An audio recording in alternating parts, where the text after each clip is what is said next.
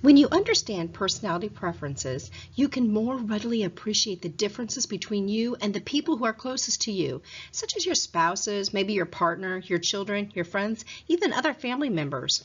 And in most areas of life, when differences between you and someone else are bothersome or frustrating, you can actually avoid them in some kind of way. But what if that person is your best friend? Or maybe that person's a loved one, a family member, or even your spouse. You'd have to do a lot or lose a lot to walk away from it.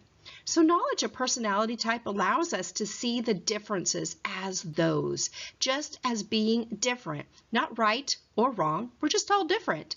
So instead of labeling someone or putting value judgments on their behavior, you can start to see that behavior reflects their personality type or their preference.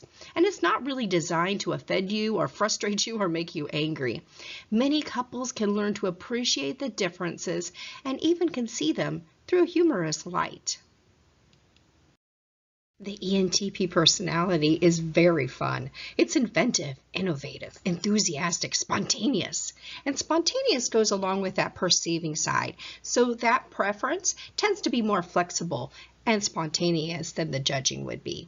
These are very exciting partners, and they tend to be full of really great ideas, and they want to be constantly exploring things. They're very excited about life. They are really great communicators, and they have the ability to understand others very effectively. They want to improve themselves in all things, and that includes their relationships. They're also very quick to encourage their partners to improve. They want to know how their partner's minds are going to work, and they're going to be very creative in coming up with some great interpersonal solutions to any of their problems. Remember, though, that they really have great intellectual challenges, which means at times they can be a little bit argumentative and even competitive.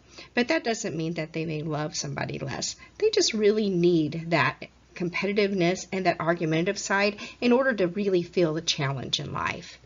They can be unreliable at times because they're really going to follow that inspiration wherever it might lead, and they're going to have extremely little interest in anything that is going to have to do with routine or any kind of schedules. And again, that goes along with that preference of perceiving.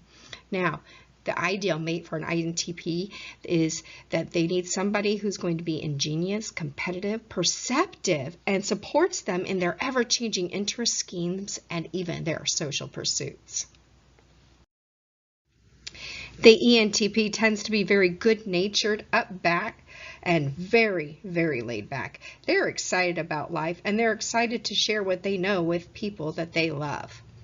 They are delightful, they're enjoying, they're fun, and they get satisfaction from being with other people.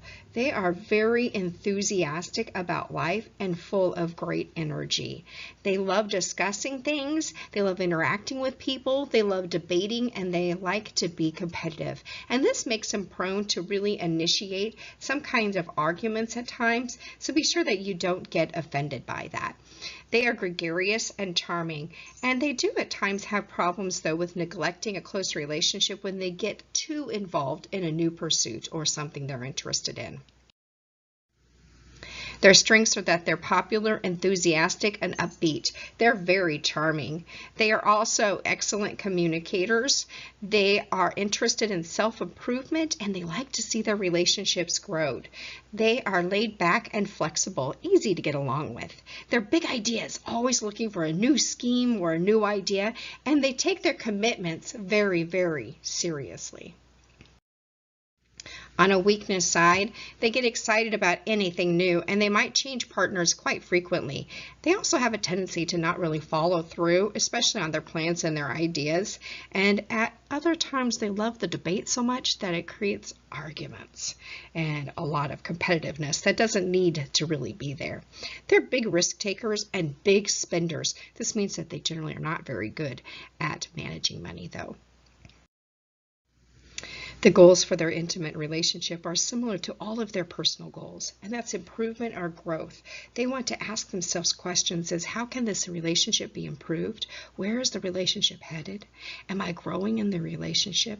And they're likely to be very enthusiastic and innovative about new ideas and projects for themselves as well as for their mates. They're going to propel their mates along toward a goal for growth and knowledge discovery. They're very enthusiastic, and that means that they have very good intentions as well. And usually this is very helpful and healthy and positive in a relationship. However, a priority to look at is a problem area.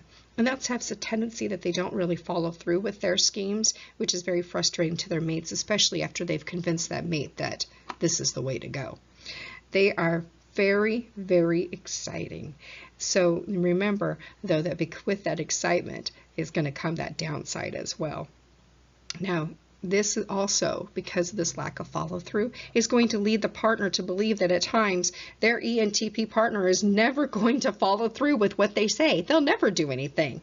This is a problem. And another problem is they tend to be just a little bit wild, big on that risk-taking. So that might lead some families and their relationships into really some horribly uncomfortable situations. So make sure that you do keep a little bit of an eye on your ENTP.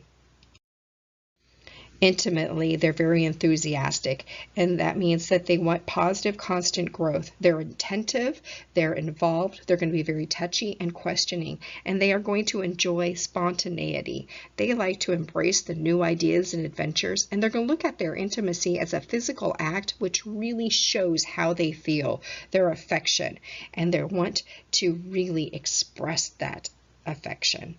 They have a childlike enthusiasm, and they're generally very interested in the health and direction of their relationship, which makes them very willing and able to promote a healthy, growing relationship with their spouse or their significant other. However, they do need to watch out for their tendency to be unaware of the feelings of others. Since they lack that feeling preference, there are times when the feelings or the emotions of their significant other might get neglected. Now remember, they also need that to constantly be faced with exciting possibilities, especially within that personal arena. The kindred souls for the ENTP are the INFJ, INTJ, INTP, ENTJ, and the ENFP. So let's look at why we have chosen those kindred souls. So our natural attraction to people who share our dominant function, but who use it in different directions works very well for us. We not only flip-flop that introverted or extroverted trait, but we're also going to flip-flop the judging and perceiving trait. So in this way, the partner that we choose for ourselves is going to have a very different approach to dealing with the external world. But if we're laid back and indecisive, then generally our partner is going to be structured and decisive. And if we're reserved, our partner is going to be outgoing. For all of our apparent differences, though, we do still have a common vision of what's really important in life, and that creates the foundation between these kindred souls.